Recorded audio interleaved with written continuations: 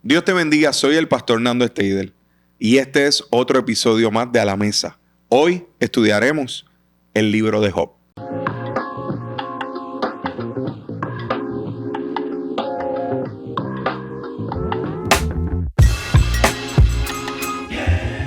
Dios te bendiga, aquí el pastor Nando Steidel en otro episodio más de este podcast que de verdad que disfrutamos tanto, porque nos sentamos a la mesa a estudiar la Escritura, a tener un tiempo de mirar la Biblia como una sola historia, la historia de redención, la historia de la revelación de Cristo para nuestra vida y para nuestra salvación.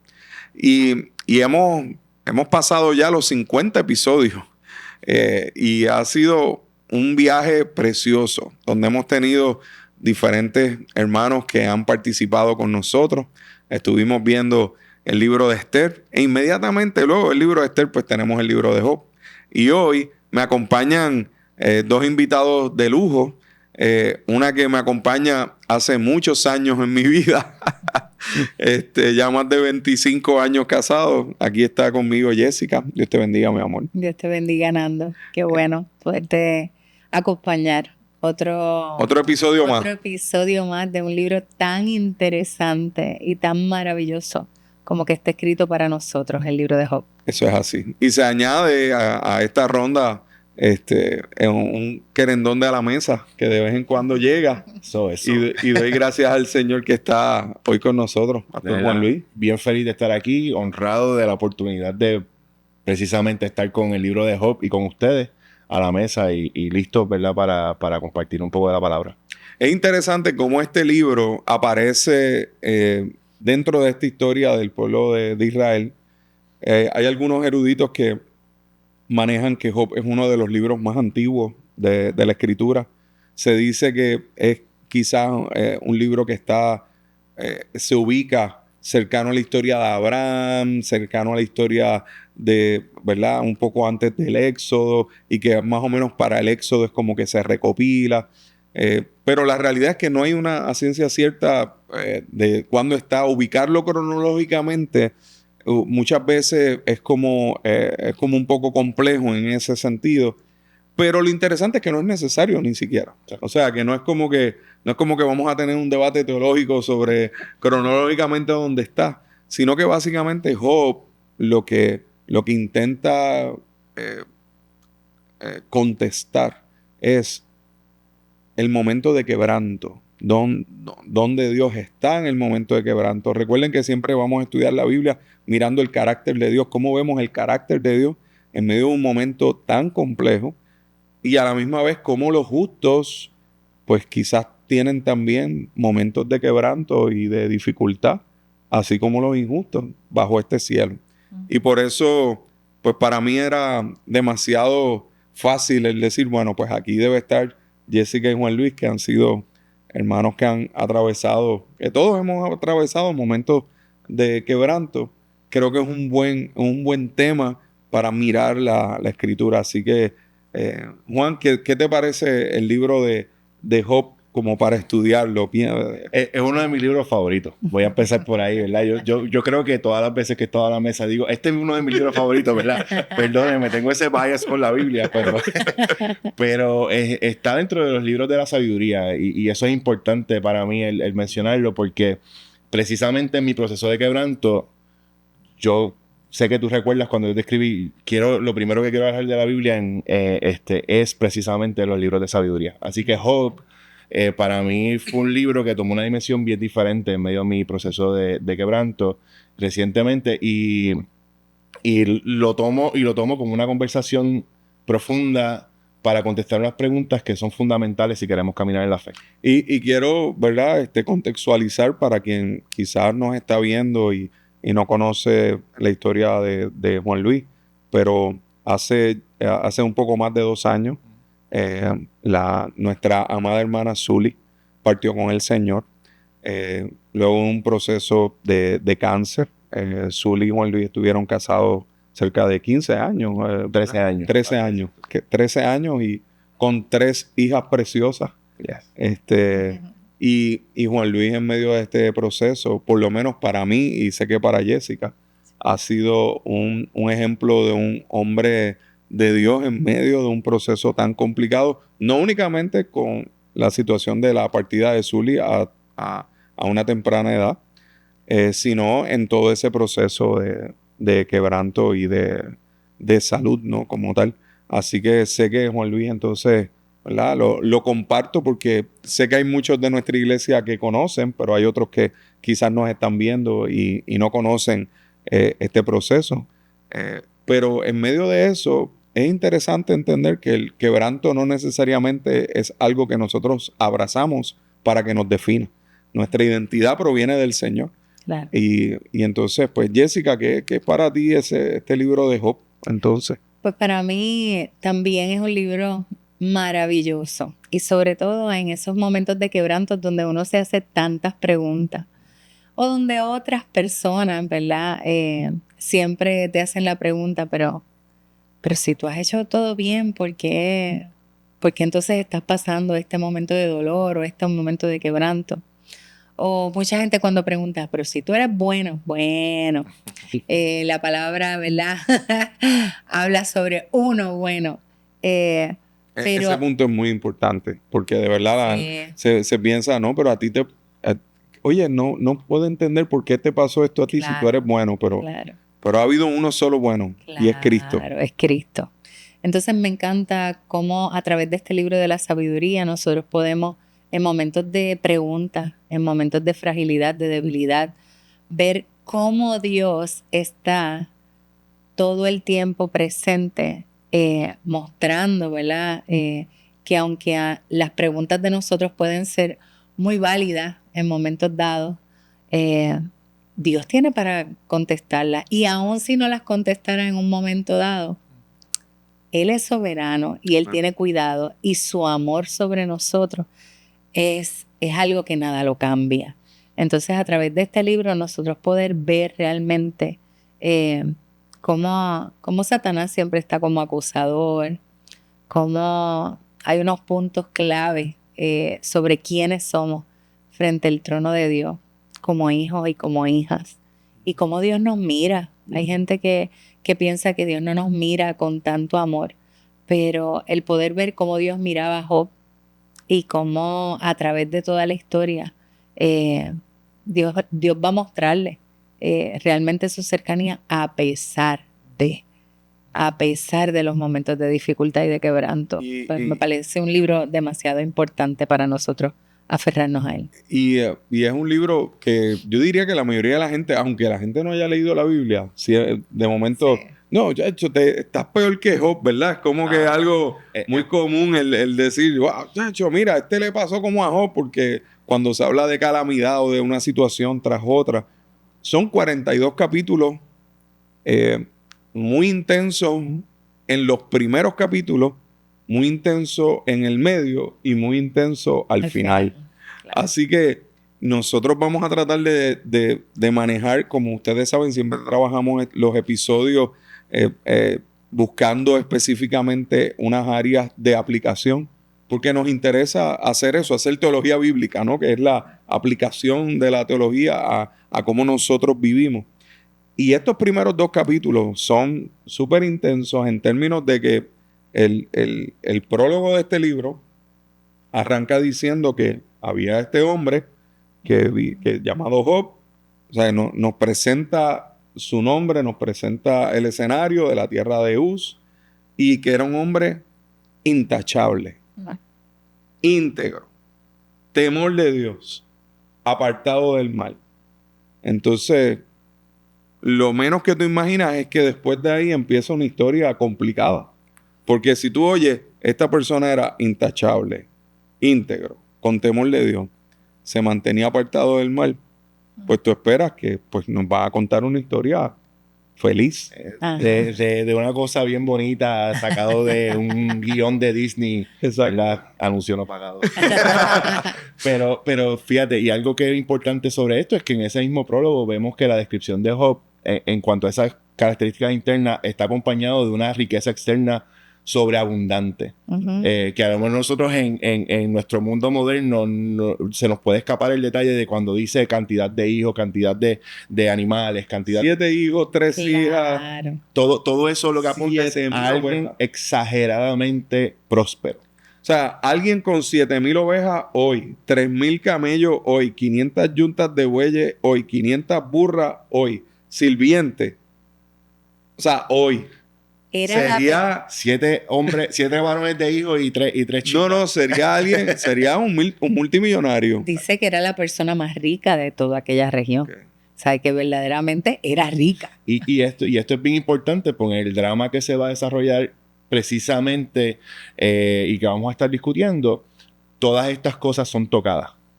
Y son tocadas por factores externos. Sí. Y en ese sentido, cuando manejamos el quebranto y el sufrimiento, nosotros quizás no nos vemos en la posición de una abundancia como la de él. Y quizás hasta envidiamos gente que hoy día tiene ese tipo de abundancia y decimos, pues ellos también, pues brutal. Y entonces yo creo que una buena invitación a todos los que nos escuchan y nos ven es intenta ubicarte en esta narrativa. ¿Dónde estás tú? ¿Dónde vas a ser tú alguien que o te ves a ti mismo como un Job, ¿verdad? Y quizás más es como un tipo de proceso donde me tengo mucha penita a mí mismo porque a Job le pasó todo esto, ¿verdad? Pero ver realmente el carácter de Job nos enfrenta si ese es mi carácter, para yo decir que soy Job, o verme como los amigos de Job, que van a ver la realidad desde una perspectiva muy lineal, pero muy humana, y no entienden a Dios. Y muy común. Y que resuena con los pensamientos que vamos a manejar. Y Jessica, cuando aquí habla de intachable, absoluta integridad, o sea, ahorita tú mencionabas algo aquí, cuando vemos esto y estas descripciones de Job, ¿cómo eso lo podemos interpretar? La realidad es que, aunque Job era intachable, ¿verdad? Estamos en a la mesa y viendo cómo también cada libro nos apunta a Cristo. Hay solo una persona que realmente fue totalmente intachable. Tal vez la justicia que se ve aquí se ve una justicia a través del lente de alguien que realmente es justo. No lo merecemos, pero ese justo nos mira por el sacrificio de Cristo, ¿verdad? O por quién es Cristo, nos mira de una forma diferente. Pero la realidad es que justo no hay uno, bueno no hay uno. Y esa forma intachable, solamente hay uno que es verdaderamente justo, verdaderamente intachable. Y ese es Dios, ese es Cristo. Y vamos a ver a través del libro de Job que Él es el mejor justo, el verdaderamente justo. Y en toda esta escritura, ¿verdad?, nos apunta a Él. Y a mí lo que sí me llama la atención de esto es que Job era alguien que quería de todas maneras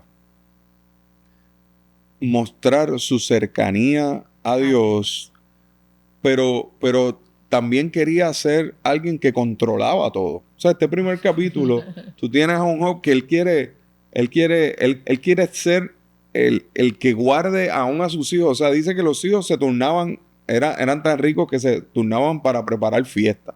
Esta gente eran boricuas porque un hijo se encargaba de un día de la semana hacer el party. Entonces, eran boricuas, punto. Esta gente estaban todo el tiempo haciendo fiestas, invitaban. Y cuando terminaban las fiestas, Job era tan obsesivo. Que duraba días. Que duraban días, pero era tan obsesivo con que ellos no hubieran pecado. Por si acaso hubieran pecado, los purificaba, se levantaba por la mañana, ofrecía una ofrenda, porque pensaba y decía, quizás hayan pecado para que el Señor les perdone. O sea, él estaba tratando de asegurar sobre todas las cosas que nada le fuera mal. Claro. Entonces, aquí vemos un Job que en muchos aspectos definitivamente alguien a quien imitar en términos de ser intachable, de querer acercarse al Señor. Pero ¿cuántas veces no nos pasa también que nosotros queremos... A veces visualizamos la teología y esto como que si yo hago todo esto bien, nada malo me va a pasar. Entonces yo voy a asegurarme de que todo esté bien. ¿Cuántos hemos pecado de eso? ¿Cuántas veces hemos pecado de querer mostrarnos de esa forma? Y que en muchos sentidos Job nos reta entonces en todas las áreas en las que pensamos que haciendo lo correcto estamos llevando una cuenta a favor nuestro. Acumulando, en la que entonces Dios es responsable de que nada nos pase porque nosotros somos buenos. Nos reta a mirar cómo este hombre recibe el que todas las cosas se le quitan de momento, aún su salud eventualmente es afectada y él sigue adorando a Dios. Porque lo que se muestra, ¿verdad? En medio de este Job que va a recibir todo lo que vamos a estar discutiendo, es alguien que está claro de que Dios es y que Dios está. De que Dios es Dios. Y otra cosa que me llama mucho la atención es que luego de esto, rápidamente, nosotros pasamos de este plano natural a ver una conversación en el cielo. Wow, y eso a mí me llama. Nos abren el escenario. Nos abren el escenario de lo que no se ve aquí. Pasa de lo temporal a aquello que es eterno. Y de momento, cuando estamos frente a la corte celestial y entra este personaje a la corte celestial, que no todo el mundo piensa que entra allí. ¿Y de qué forma entra? Entonces, cómo Dios ve a Job, cómo Dios habla, me hace meditar y pensar cómo Dios piensa en sus hijos. Cuánto es el amor de Dios que está pendiente, y estaba pendiente a Job, estaba pendiente a lo que estaba haciendo. Job estaba siendo un hombre intachable, estaba velando por todas las cosas, pero hay un Dios soberano, creador de todas las cosas, que está pendiente a Job.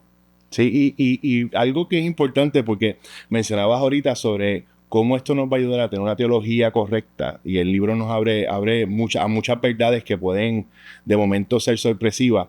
El hecho de que Satanás entrara en esta corte habla de dos cosas acerca de la naturaleza de Satanás. Número uno, él no es igual a Dios. No lo es. No hay una lucha no hay una lucha de pares. Entonces, en las tinieblas, y esto es importante porque a veces como cristianos se nos transmitimos, no digo se nos, ¿verdad? La palabra de mi mente se nos vende, pero transmitimos una idea en la que pareciera que la lucha entre Satanás y Dios son entre iguales. Y no. Satanás entonces, sigue debajo. Lo que propone Satanás para hacerse valer de sus palabras viene a ser un reto en el cual Dios sabe realmente lo que va a suceder. Y en lo cual Dios está seguro y propone entonces en ese sentido a Job, porque en la sabiduría de Dios, él sabe que lo que Satanás va a tocar realmente va a resaltar su gloria, va a resaltar su carácter y va a resaltar cosas que no vemos de otra manera. Quiero señalar, hay dos autores, ¿verdad? Hay un autor que es Max Lucado, que sé que mucha gente le gusta. Uno de sus libros tenía un capítulo, el libro se llama Con razón lo llama El Salvador, y uno de los capítulos decía Satanás, siervo de Dios. Porque choca, ¡pum! Porque tú dices, wow. Y entonces cuando tú te das cuenta de que la realidad es que Satanás definitivamente no puede operar a menos que el Señor se lo permita. Claro. Eso es demasiado importante para nuestra vida, para saber en quién nosotros hemos confiado. Y que aquí el único soberano es Dios. Satanás tiene un nombre en este libro y ese nombre es importante. Es el acusador. Entonces, hay un teólogo, aquí voy a hablar de otro autor, me estoy yendo quizás a un punto, pero este punto, les prometo que hay un autor de los años 1600, 1680, profesor y teólogo en Oxford, John Owen. Y John Owen decía que los pastores tenemos dos responsabilidades. La primera, convencer y persuadir a los hermanos que se sienten que no están en pecado, que realmente sí lo están, y que aquellos que piensan que pues como están en el Señor ya, pues están libres y tienen, tú sabes, tienen la posibilidad de funcionar como súper bien, pues que esos tienen orgullo por su pecado. Y que hay otro tipo de personas que hay que, ¿verdad? Son dos labores. La otra responsabilidad es persuadir a los que se creen que están tan y tan y tan y tan y tan abajo, que se sienten tan y tan culpables porque se sienten tan acusados, de que no se sientan así, porque en el Señor hay perdón.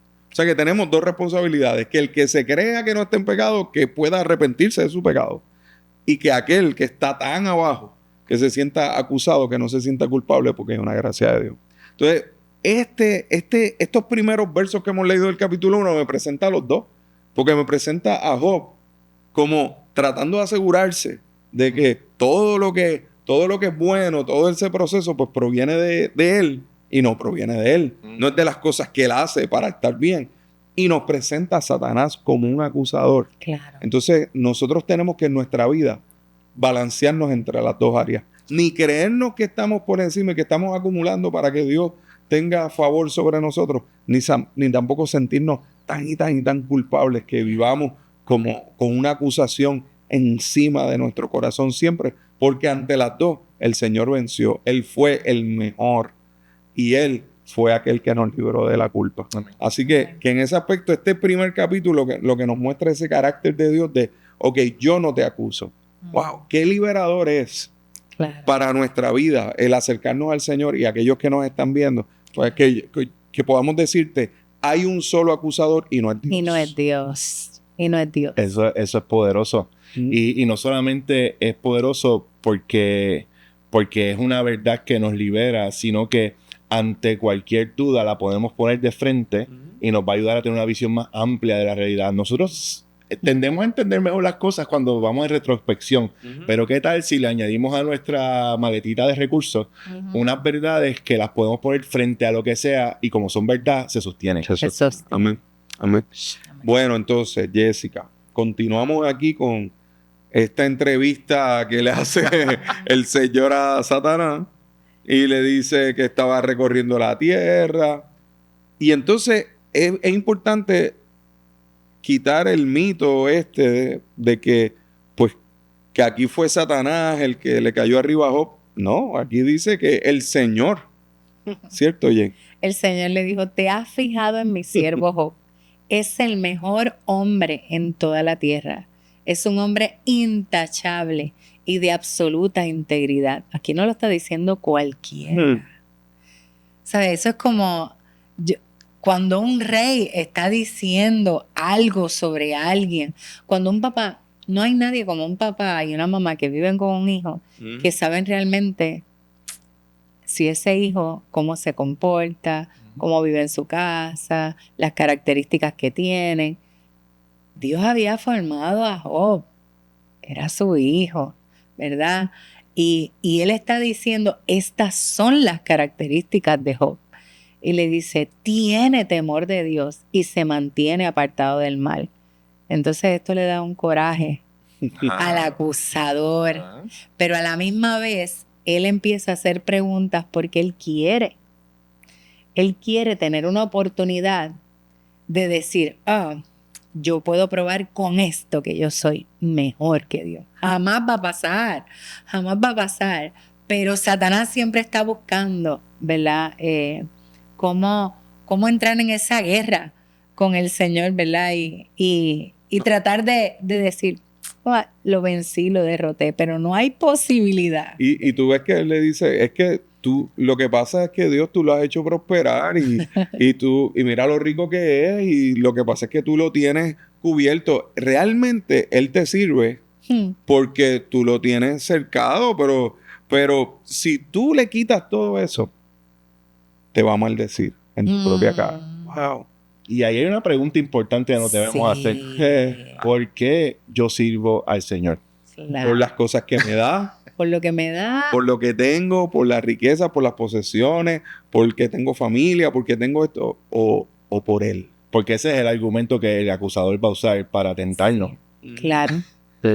¿Y cuánta gente no ha sucumbido ante ese argumento? Porque precisamente cuántas veces una persona que quizás le ocurre algo que no espera, una circunstancia difícil, lo primero que dice es, ¿pero por qué a mí? ¿Por qué no le pasó a otra persona? Claro. Cuando quizás la pregunta que tenemos que hacernos es, ¿por qué no a mí? ¿Por qué no a mí? ¿Qué me hace a mí tan especial que yo estoy bajo este mismo mundo que está ocurriendo, ¿no? Es tan importante aquí apuntar hacia Cristo en términos de que Jesús dijo, mira, en el mundo van a tener aflicción. Jesús no nos escondió que en medio del proceso de nuestra vida, este mundo está caído y la Biblia está llena, ¿verdad? Nosotros que hemos estado haciendo la serie Apocalipsis, la Biblia está llena de detalles gloriosos de lo que va a ocurrir cuando este mundo sea deshecho, porque este mundo no tiene fecha de expiración, precisamente porque hay muerte, porque hay destrucción, porque hay maldad, porque hay calamidad. Pero en Cristo nosotros tenemos la esperanza gloriosa de ver un cielo nuevo y una tierra nueva. Ahora, nosotros lo que queremos es ir al cielo por el cielo o por quien está en el cielo. Exacto. ¿Entiendes? Entonces ahí es donde nos damos cuenta de ¿verdad? Porque ¿por qué sirvo al Señor? ¿Por lo que me da o por quién Él es? Y que definitivamente el que vivamos una vida piadosa va a tener el fruto de mucho bien. O sea, Claro. En lo externo, o sea, el que tú honres a Dios, el que tú obedezcas la palabra, el que tú seas íntegro, eso va a tener unos frutos, pero esos frutos no son la meta final, Claro. ni son el gozo completo. Y podríamos entonces dormirnos en esa cama de flores. Y entonces cuando llega el día malo no estar listos para aplicar toda la gracia de Dios hacia la realidad de que en este mundo temporero tendremos aflicción. ¿Por qué lo menciono? Porque muchas veces nos podríamos encontrar en una interpretación incompleta de la palabra si solamente miramos hacia los beneficios de vivir en Dios, en términos de lo material, definitivamente. Y entonces, en cuanto a lo otro que tiene con nuestra experiencia de vida, cuando la gente nos ve pasar procesos de quebranto, ellos van a tener preguntas que van a ser profundamente teológicas. Claro. Porque se va a desenmascarar esencialmente qué es lo que hay verdaderamente en nuestro corazón. Y eso es bien importante porque Jesús cuando caminó en la tierra, la lucha de ideas y de preguntas era esta. Jesús sabía cuando la gente le estaba buscando por lo que Él le daba. Si era el pan, ¿verdad? Si tenía la barriguita llena, ¿verdad? Si les sanaban, ¿verdad? Tanta gente que llegaba a Jesús, pero era porque Él operara milagros en ellos. Pero no era por Jesús mismo. No era realmente porque le querían a Él, lo anhelaban a Él. Entonces nosotros como creyentes tenemos que hacernos la pregunta, realmente, ¿por qué yo busco a Cristo? ¿Es por lo que me da o es por Él? Y ahí es donde, ¿verdad? Pues podemos citar a Pablo. Claro. Cuando Pablo decía, sé vivir humildemente, sé vivir en abundancia. En todo y por todo estoy enseñado, así para estar saciado, como para tener hambre, así para tener frío, padecer necesidad. Todo lo puedo en Cristo que me fortalece. Que mucho citamos ese verso, Filipenses 4:13. Claro. Pero el verso anterior, sacado de contexto, pues. Sí, a veces, como todo lo puedo en Cristo que me fortalece. No, pero el contexto es demasiado importante porque es Pablo diciendo en medio de cualquier circunstancia, a mí lo que me sostiene no es que la circunstancia esté a mi favor, es que Dios está a mi favor. Y yo sé que aunque venga algo difícil, entonces le aplico Romanos 8, ¿no? Que me dice que en el proceso de mi vida, esto que me está ocurriendo, aunque sea muy difícil, aunque el quebranto sea demasiado duro, mira, obrará para bien. Obrará para bien, algo Dios hará. Y obviamente, pues, Job no tenía la ventaja de tener esos versículos. Claro. Pero nosotros sí. O sea, Job está enfrentándose, que a veces yo digo, no podemos ser tampoco injustos con Job, porque Job se está enfrentando esto a capela, ¿entiendes? Sin saber lo que está ocurriendo en el cielo. Sin saber. Él desconocía el plan completo. Pero también esto nos deja ver a nosotros que aunque no sepamos el plan completo, Dios está. Eso es. Aunque no sepamos el final de todas las piezas y cómo va a terminar esta historia que Dios tiene en mi vida, Él la va a terminar bien. Amén. Porque Él es nuestro Dios, nosotros podemos confiar en su bondad. Y este libro nos apunta a esto. Nosotros hoy lo vemos, Job no lo veía, pero al final él ve realmente. Y creo que, ¿verdad? Para ir cerrando este primer episodio, creo que eso es fundamental, Jessica, porque nos pone en la perspectiva de que Dios también, Dios sabía de qué material estaba hecho Job también. Claro. Y eso a mí me impresiona, porque es como tantas veces hemos citado en nuestra vida Nahum 1:7, que Jehová es bueno, fortaleza en el día de la angustia, y conoce a los que en él confían. O sea, cuando Satanás le dijo, quítale todo eso y te va a maldecir, el Señor le contestó, lo puedes probar. Claro. Haz lo que quieras con todo lo que él posee. No le vas a hacer ningún daño físico en esta primera ronda.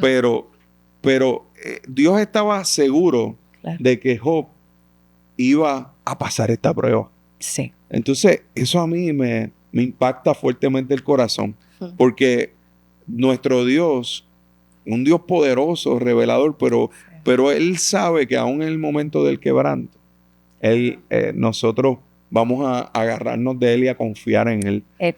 Y yo sé que aquí nosotros, los tres en la mesa, hemos experimentado momentos de quebranto en diferentes momentos, y al final hemos salido mejores. Amén. Ese fuego de la prueba, como el oro que se purifica con ese fuego, obviamente no es que uno dice, quisiera volver a pasar por ese fuego. Esa no es que estamos aquí haciendo un podcast de masoquismo del quebranto. No es eso, para nada. Es que hemos visto a Dios aún en medio de circunstancias que definitivamente no, después, cuando estemos delante de su presencia, van a haber muchas cosas que entenderemos, como me imagino que Job, como dice la Escritura, las entendió. Después hay cosas que, ¿verdad? Y con esta me despido, ¿verdad?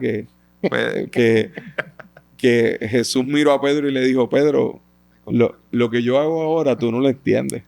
Lo vas a entender después. Así que, Juan, ¿qué puedes darnos de cierre para movernos al próximo episodio? Estamos en el capítulo 1, mi gente. En el capítulo 1 y vamos adelante y para atrás con unos versículos, porque es que son tan importantes para entender todo el libro. Sí. Yo hice esta anotación y es tomándola de un comentario que leí que me impactó mucho y se las comparto. Dice, Dios tiene la intención de mostrar su gloria en la vida de sus hijos mientras continúan sirviéndole en medio de las pruebas de la vida. Bueno. Sí, la confianza que nosotros depositamos en Dios cuando toma una dimensión donde abarca todo lo que somos, tenemos y esperamos ser, se muestra en medio del quebranto. Es diáfanamente visible. Y es una forma en la que Dios ilumina al mundo a través de nuestra vida. Y qué glorioso entonces es comenzar a caminar en la convicción de que si yo, aún en el quebranto, puedo honrar quien es Dios en mi vida, Dios a su vez está glorificándose en medio de mi vida. Y ese mensaje lo necesita el mundo hoy. Así que, hermano, hermana que nos escucha, nosotros anhelamos que tú abraces estas verdades. Amén. Para que entonces tu vida sea firmada en el Señor. Amén. Y Jessica, tú. Y verdaderamente, como decía Juan, necesitamos mostrarle al mundo que no conoce al Señor que tenemos un buen Padre. Un Padre que nos ama, un Padre que Jesús mismo cuando estaba en la tierra, aun cuando lo que se iba a enfrentar era difícil, aún la cruz, le dijo, Padre, pasa de mí esta copa. Y van a haber momentos donde nosotros quisiéramos en nuestra humanidad que esto no pasara. Pero Él dijo, pero no se haga mi voluntad, sino la tuya. Él podía confiar en que aun cuando el plan era ir a la cruz, a la muerte, Él veía más allá. Él veía lo que el Padre quería hacer con nosotros, restaurar una relación entre nosotros para siempre. Entonces nosotros podemos confiar que nuestro papá, nosotros somos sus hijos, gracias a Cristo. Nuestro papá nos ama. Y en medio de las circunstancias que tengamos que pasar de este lado de la eternidad, ninguna dice que Él nos ha abandonado. Eso es así. Así que, ¿verdad? Para ustedes que nos están viendo a la mesa, recordemos lo que dice Pablo a los romanos cuando dice que las aflicciones del tiempo presente son temporales. Mira, no son comparables con la gloria venidera que en nosotros ha de manifestarse. Así que este ha sido otro episodio más de A la Mesa. Espérenos para el próximo de Job. Prometemos movernos. Es que un poquito más rápido. Lo que ocurre es que, mira, este capítulo 1, como le dijimos, tiene 3 momentos intensos y nos quedamos en ese primero. Pero le invitamos a que pueda suscribirse a nuestra página de YouTube, que pueda bajar la aplicación de Catacumba 9, donde ahí puede tener acceso a todos nuestros anuncios, a todo lo que tiene que ver con las series, las predicaciones. Hemos hecho este podcast de A la Mesa desde Génesis, ya vamos por Job, así que le invitamos a que pueda participar de él. Gracias Juan Luis, gracias Jessica. Un privilegio. Y los tendremos en el próximo episodio de A la Mesa. Dios te bendiga.